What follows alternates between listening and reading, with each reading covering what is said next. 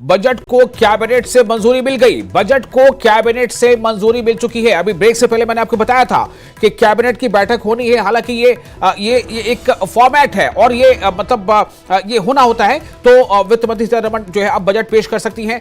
11 बजे वो सदन में बजट पेश करेंगी। बजट को पहले राष्ट्रपति से मंजूरी मिल गई, उसके बाद बजट को केंद्रीय कैबिनेट से भी मंजूरी मिल गई। तो 11 बजे लोकसभा में बजट पेश होगा। बजट कैसा होने जा रहा है, चर्चा इसी पर हो रही है। क्या कुछ मिलने जा रहा है, चर्चा इसी पर हो रही है। राहत क्या मिलने वाली है, चर्चा इसी पर हो रही है। लेकिन सबसे बड़ा सवाल अब यह है कि क्या वाकई जिस चर्चा को हम आगे बढ़ा रहे हैं, जिस राहत की उम्मीद एक आम आदमी कर रहा है, जिस मिडिल क्लास पर ज्यादा फोकस की बात कही जा रही है, जिस गरीब और महिलाओं के बारे में खासतौर से फोकस की बात कही जा रही है, ये सारी चीजें पूरी कैसे होंगी। हमारे साथ डॉक्टर विवेक है, अर्थशास्त्री, और साथ ही डॉक्टर विकास भी हैं। डॉक्टर विकास, मैं आपके पास आना चाहता हूं। डॉक्टर विवेक ने भी कहा कि मैन्युफैक्चरिंग सेक्टर और सर्विस सेक्टर में हम कुछ बेहतर कर पा रहे हैं, लेकिन मैन्युफैक्चरिंग सेक्टर में हम नहीं कर पा रहे हैं। स्किल हमें और बढ़ाना होगा। आप इसी तरफ इशारा कर रहे थे अभी। हाँ, मैं यही बात कर रहा था कि जो स्किल डेवलपमेंट है हमारे लेबर का, उसमें बढ़ावा देने की बहुत ज्यादा जरूरत है। और उसमें सरकार तो सिर्फ स्कीम लगा सकती है, उसके बाद हमारे देशवासियों को वासियों को सोचना है जी। कि हम कैसे अपनी स्किल बढ़ाएं। हम्म। तो पैसा तो खर्च हो रहा है, हाँ। पैसा। और एजुकेशन में भी पिछले साल भी रिकॉर्ड हाई हम्म। इन्होंने एलोकेशन किया था। और इस साल भी एक्सपेक्टेड है। मैं तो आशा करता हूं कि बहुत ज्यादा पैसा एजुकेशन पर आए, बहुत हम्म। ज्यादा पैसा मोबिलिटी के ऊपर आए, ट्रांसपोर्ट के ऊपर, जी। रेलवेज के ऊपर, एयरवेज, रोडवेज हमारे सरकार ने बहुत ही अच्छा किया है। एक समय था जब 2 से 10 किलोमीटर पर डे का सड़कें बनती थी। हम्म। आज 30 किलोमीटर से ज्यादा की सड़कें बनती हैं। कभी हम्म। कभी कुछ कुछ महीनों में तो 100 किलोमीटर पर डे के हिसाब से भी बनी है।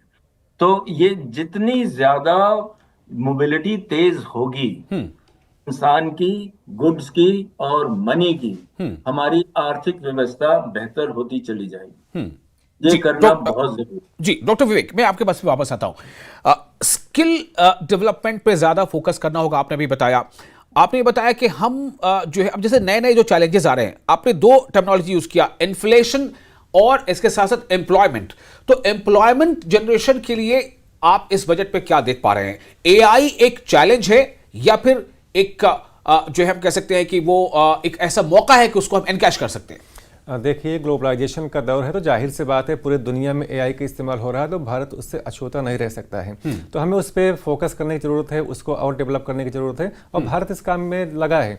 देखिए, जहाँ तक बात है एम्प्लॉयमेंट जनरेशन के लिए, देखो आपको अगर एम्प्लॉयमेंट जनरेशन, क्योंकि भारत जैसे देश में जहाँ पे 145 करोड़ लोग हैं, वहाँ पे बहुत बड़ा चैलेंज है। लेकिन इसके लिए आपको 3-4 आपको जो है एस्पेक्ट में सोचना पड़ेगा। पहला तो आपको इन्वेस्टमेंट पर फोकस करना पड़ेगा, और जाहिर सी बात है अभी जो इकोनॉमिक सर्वे है उसमें हमारा इन्वेस्टमेंट जो है खास करके फॉरेन डायरेक्ट इन्वेस्टमेंट वो बढ़ा है। दूसरा, आपको जो भी आपके सेक्टर देखे, जब हम रोजगार की बात करते हैं तो प्रत्यक्ष और अप्रत्यक्ष दोनों रोजगार की बात करते हैं, तो उसमें आपको एग्री सेक्टर की अपनी भूमिका है, जो कि 3.5% का ग्रोथ रेट में अच्छा मानता हूं जी। सर्विस सेक्टर में हम अच्छा कर रहे हैं, और अगर आप देखिए तो सर्विस सेक्टर में जो जितने इंडिकेटर्स हैं वो सब पॉजिटिव हैं। दूसरा, अगर आप देखिए तो अगर हम एक्सपोर्ट परफॉर्मेंस की बात करें तो लगभग हमारे $650 बिलियन का हमने एक्सपोर्ट किया है 8-9 महीने के अंदर, तो इसको मैं रिकॉर्ड मानता हूं। सर्विस सेक्टर में हम अच्छा कर रहे हैं, एग्रीकल्चर सेक्टर में हम अच्छा कर रहे हैं, हम एक्सपोर्ट के परफॉर्मेंस हमारा अच्छा है। और इसके साथ साथ अगर आपको रोजगार के मौकों का सृजन करना है तो सबसे इंपॉर्टेंट है कि आपके पास जो है स्किल डेवलपमेंट होना चाहिए, आपके पास यूनिवर्सिटीज होना चाहिए। और देखिए 750 यूनिवर्सिटीज से आज जो है 1250 यूनिवर्सिटीज हैं, हमारे पास नए नए आईएम्स हैं, हमारे पास नए नए आईआईटीज हैं, मेडिकल कॉलेजेस जो है बढ़ गई हैं। तो इन सबसे जो है रोजगार का सृजन होगा। लेकिन जो लेबर इंटेंसिव इंडस्ट्री है, रोजगार का सृजन डॉक्टर विवेक क्या सिर्फ इसलिए हो जाएगा कि हमने पढ़ाई कर ली? नौकरियां भी तो होनी चाहिए। जी बिल्कुल, नौकरी होनी चाहिए। उसके लिए जो है लेबर जो इंटेंसिव इंडस्ट्री है, खास करके एजुकेशन सेक्टर है और हेल्थ सेक्टर है, उस पर हमको फोकस करना पड़ेगा। लेकिन जाहिर सी बात है कि अपनी कुछ मजबूरियां होते हैं, और उसको देखते हुए अभी हम 3-4 बजट में मैं बोल सकता हूं कि इस पर फोकस कम किया गया है। लेकिन देखिए, आपको एजुकेशन सेक्टर पर आपको ज़्यादा पैसा खर्च करना पड़ेगा, आपको इंफ्रास्ट्रक्चर पर ज़्यादा खर्च करना पड़ेगा, आपको जो है स्किल डेवलपमेंट पर ज़्यादा पैसा खर्च। डॉक्टर विकास, क्या आपको भी लग रहा है कि एजुकेशन सेक्टर, इंफ्रास्ट्रक्चर डेवलपमेंट, इन सब चीजों पर ज्यादा खर्च करेंगे तो ही जाकर ये तमाम चीजों का समावेश हो पाएगा? यानी एक चीज, अगर हमारी प्यास बढ़ जाती है तो पानी भी तो हो, पानी ज्यादा है तो प्यास भी तो हो। जी डॉक्टर विकास। नहीं, नौकरियां तो बहुत, ये गलत धारणा है कि हाँ। नौकरियां नहीं हैं। नौकरियां बहुत ज्यादा हैं, नौकरियां लेने वाले कम हैं। हम्म।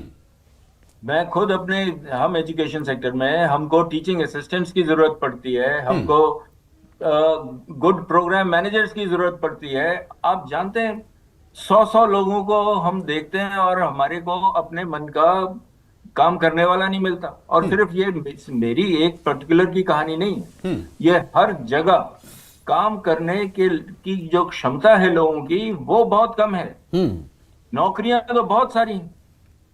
ये अच्छा। एक मिसकंसेप्शन है और इसको लोग करते रहते हैं, प्रेजेंट करते रहते हैं कि नौकरियां नहीं है, नौकरियां नहीं।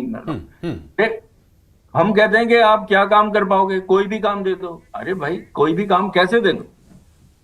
ये पॉसिबल है? आप सोचिए, जो आदमी ये कहता है कि कोई भी काम दे दो, मुझे नौकरी चाहिए, इसका मतलब उसकी कॉम्पिटेंस किसी भी चीज में नहीं है। ठीक है, ठीक है, आपने एक बहुत अच्छा पहलू यहां पर सामने रखा है कि स्किल, हालांकि वो उसी बात से जुड़ रही है कि स्किल नहीं है हमारे अंदर, स्किल की कमी है या